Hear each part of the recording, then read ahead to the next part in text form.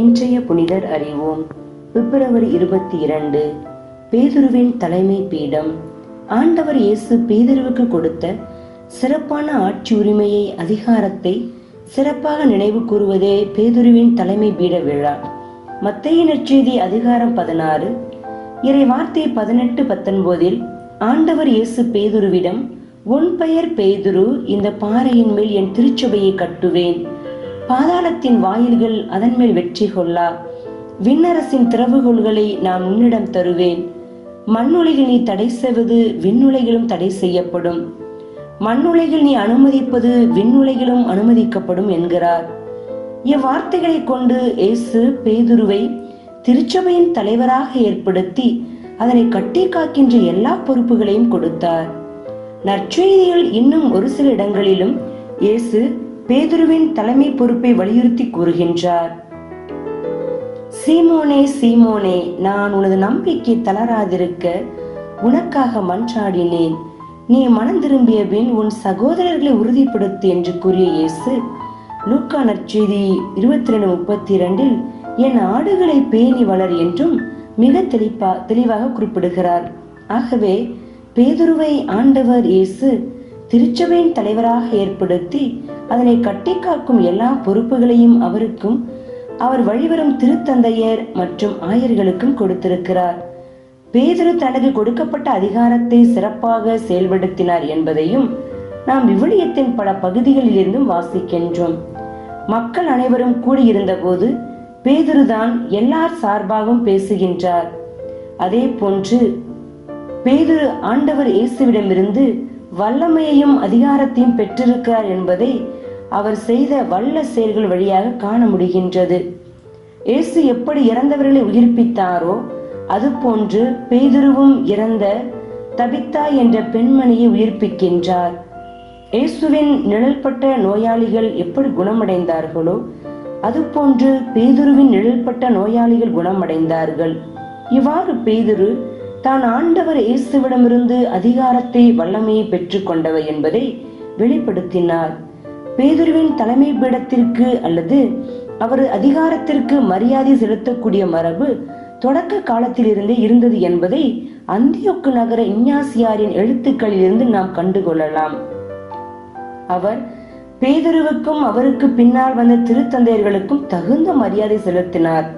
சுருக்கமாக சொல்ல வேண்டுமானால், பேதுருவின் தலைமை என்பது குருத்துவத்திற்கும் குரு மரபினருக்கும் நாம் எந்த அளவுக்கு மரியாதை செலுத்துகிறோம் என்பதை குறித்து காட்டுவதாக இருக்கின்றது. தலைமை திருத்தூதரான பேதுரு அந்தியோக்கு நகரில் நற்செய்தி பணியாற்றி கொண்டிருந்த போது அந்நகரின் ஆளுநராக இருந்த தியோப்பிலிஸ் என்பவன் பேதுருவை கைது செய்து சிறையில் அடைத்தான். சிறையில் இருந்த பேதுருவுக்கு அவன் சரியாக தண்ணீர், உணவு கூட கொடுக்கவில்லை. இதனால் அவர் மிகவும் கஷ்டப்பட்டார். அப்போது அவர் வானத்தை அண்ணார்ந்து பார்த்து வேண்டினார். இயேசு அவருக்கு தோன்றி, பேதுரு, நான் உன்னை ஒருபோதும் கைவிட மாட்டேன் என்று உனக்கு தெரியாதா? சிறிது பொறுத்திருந்து பார், எல்லாமே நல்லதாக நடக்கும் என்று கூறினார். அச்சமயத்தில் பேதுரு சிறையில் அடைக்கப்பட்டிருப்பதை கேள்வியுற்ற பவுல் அவரை காண சிறை கூடத்திற்கு வந்தார். அவர் பேதுருவிடம் 14 ஆண்டுகளுக்கு முன்பாக மரித்த அந்தியோக்கு நகர ஆளுநர் தியோப்பிலிஸின் மகனை உயிர்த்தெழச் செய்யுமாறு கேட்டுக்கொண்டார். அதற்கு பேதுரு, அது எப்படி என்னால் முடியும் என்று கேட்க, நீர் ஆண்டவரிடம் மன்றாடு, உம்மால் முடியும் என்று பவுல் கூறினார். பேதுருவும் ஆண்டவரிடம் மன்றாடிய பிறகு 14 ஆண்டுகளுக்கு முன்பு இறந்த ஆளுநரின் மகனை உயிர்த்தெழச் செய்தார். இதனை கண்டு வியந்து மகிழ்ந்த ஆளுநர் பேதுருவை சிறையிலிருந்து விடுவிப்பதாக கூறினார். ஆளுநன் பேதுருவை விடுதலை செய்ததோடு மட்டுமல்லாமல் அந்தியோக்கு நகரில் இருந்த மக்கள் அனைவரையும் ஆண்டவரை நம்பிக்கை கொள்ளச் செய்தான். மேலும் நகரின் மையத்தில் ஒரு பெரிய ஆலயம் கட்டி அதன் நடுவே ஓர் அரியணையை நிறுவி அதில் பேதுருவை அமரச் செய்தான். இவ்வாறு அந்தியோக்கு நகரில் இருந்த மக்கள் அனைவரும் பேதுரு பேசுவதை கேட்கக்கூடிய அளவில் அந்த அரியணையை நிறுவினான். அங்கே பேதுரு 7 ஆண்டுகள் நற்செய்தி பணியாற்றினார்.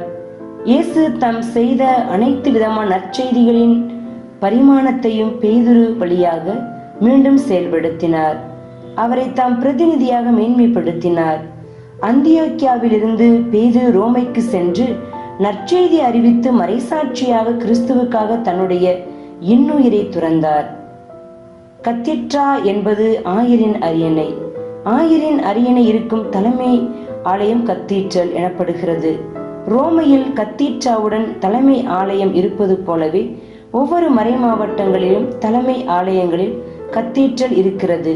இதை அனைத்தும் ஒரே தலைமையின் வழியில் நாம் வழிநடத்தப்படுகிறோம் என்பதை உணர்த்துகிறது.